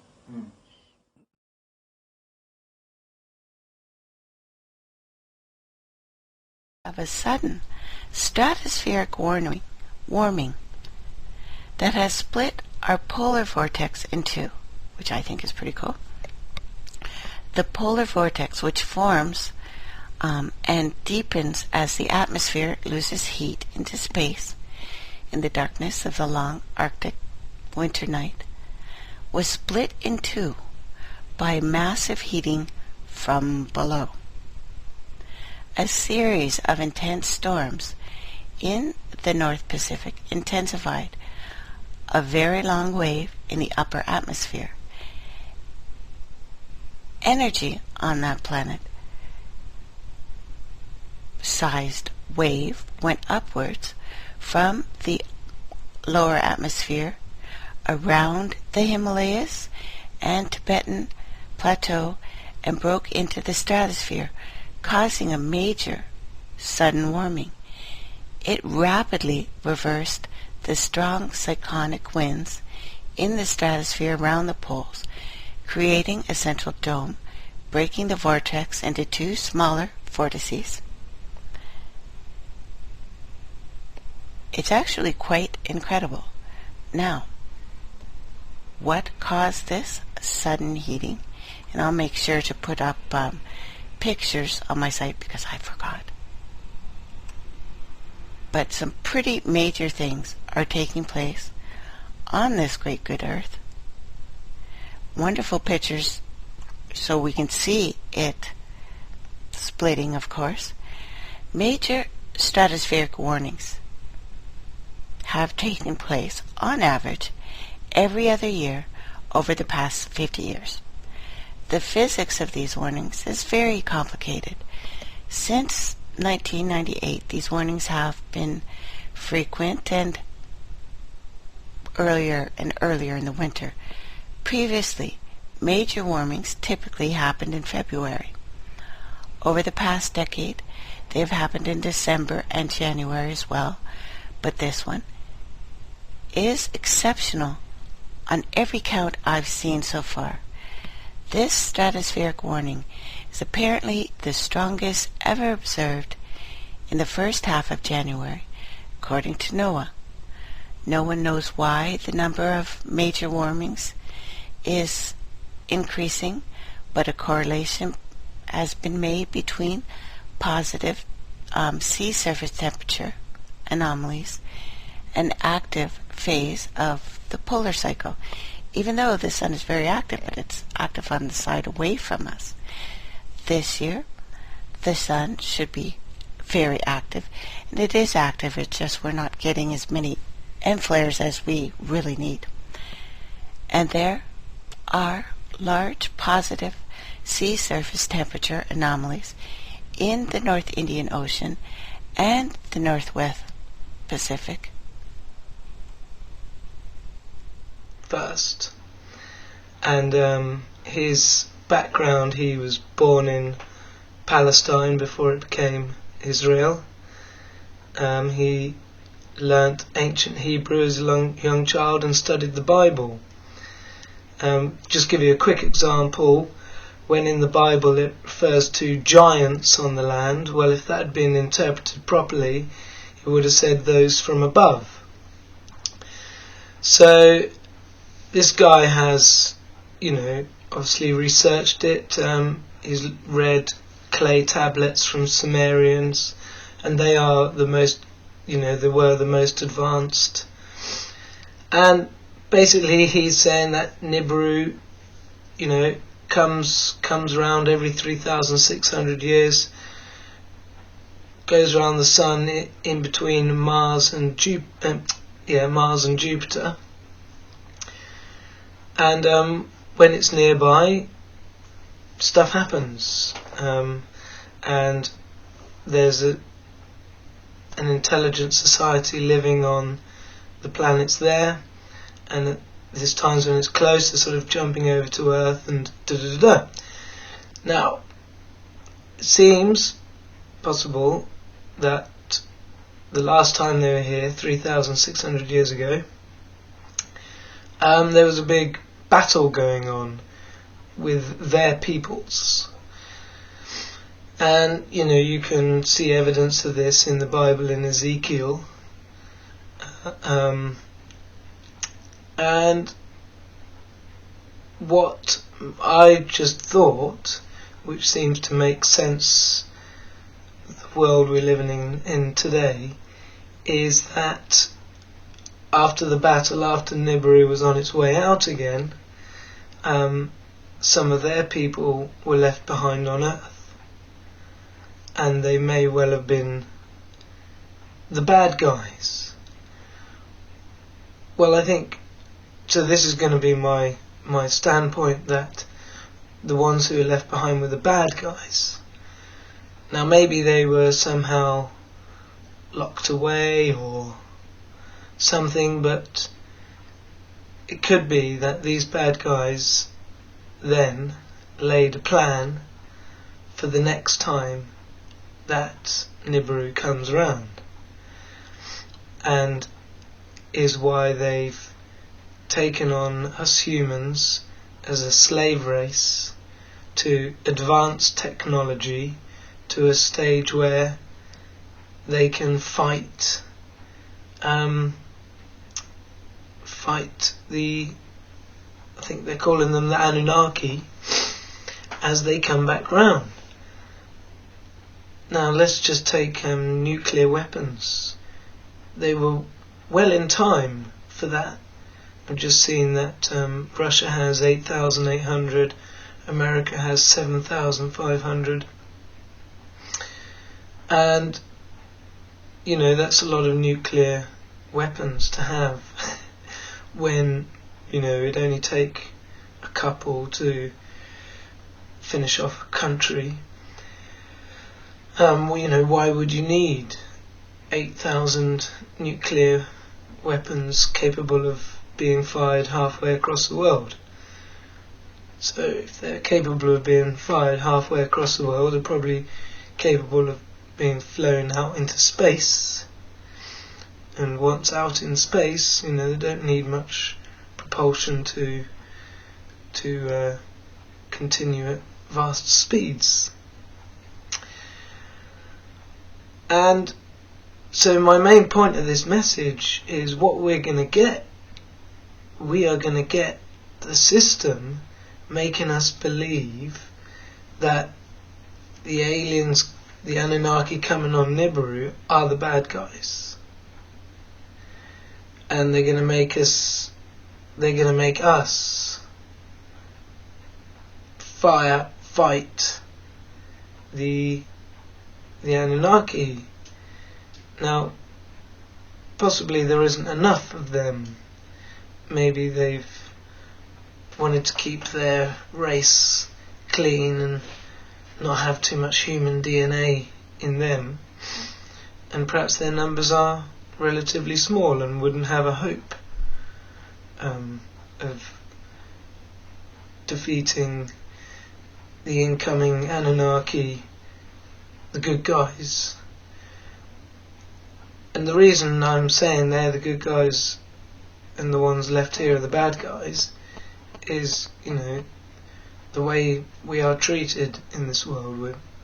We've been fooled and hypnotized and everything else, and we're not given the truth. And to me, that's the biggest thing, is truth. You know, you build a whole foundation of your mindset on what you consider to be truths. It is important. So, yeah, the bad guys are here, and they're going to make us think that the other guys are the bad guys with all their hypnotism and shit. But we just have to know inside ourselves that that's not the case. And don't help them. Right? So I think from now on, you know, the code is do not help the evil ones in power. Do not aid in the system. Do not fight in their wars. So yeah, some of you may think I'm mad, but Nibiru for me is always, there was always something about it just made sense. Just seemed to slot in and make a lot of sense. And what with all the earth changes going on at the moment, everything that's being predicted, you know, just happens to be happening. Yeah? All at the same time. And we're seeing signs now of nation turning against nation and kingdom turning against kingdom. Egypt and Ethiopia arguing over the Nile. India and Pakistan, well, they're always at it. North and South Korea. There'll be one around the corner, quite likely. So, you know, things are happening. Plagues, weather, tornadoes, volcanoes, earthquakes, And that makes me believe that Nibiru is coming now. That's why I think it's happening now.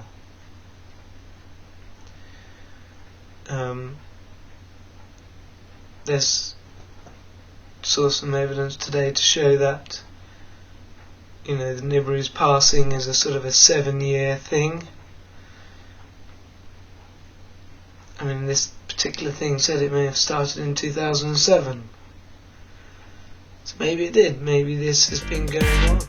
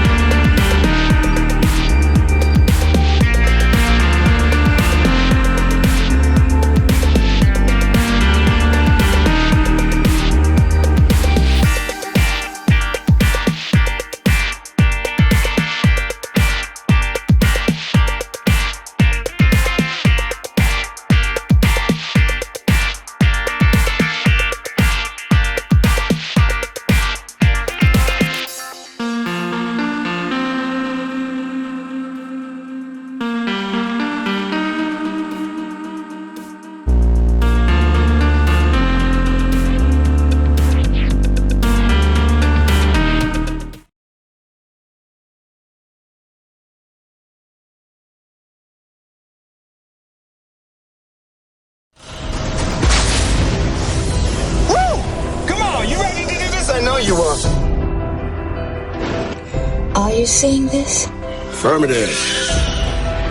Ann's 40-year-old husband, Tom, died 2 years ago in January, and she believes his death was due to a contagious illness that has infected her entire family. Tell me what you believe is happening on your skin.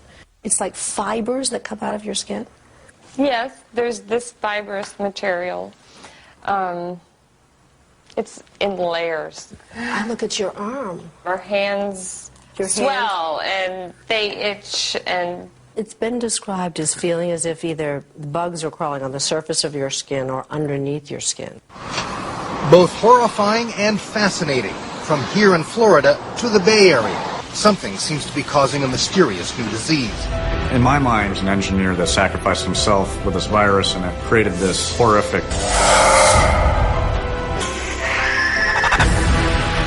What we thought we knew is just a tiny tributary of what's actually going on. We'll find out who this was. They are not gods. They say out of slow-healing skin lesions will come bizarre filaments. We'll know nothing. Those engineers made something they shouldn't have. We know that there is something real going on here.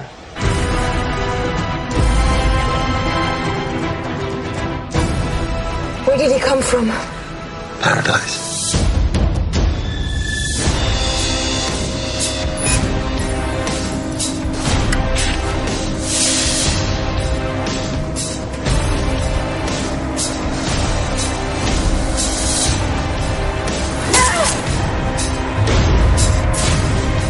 Take us home! If you don't stop it, there won't be any home to go back to!